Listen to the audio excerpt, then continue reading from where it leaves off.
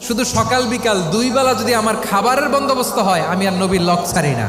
আমার আনসার সাহাবারা ক্ষেত খামারের কাজ করতো, আমার মুহাজির সাহাবারা ব্যবসা করতো, আর আমি নবীর সাথে সাথে থাকতাম। 5374টা হাদিস তিনি বর্ণনা করেছেন।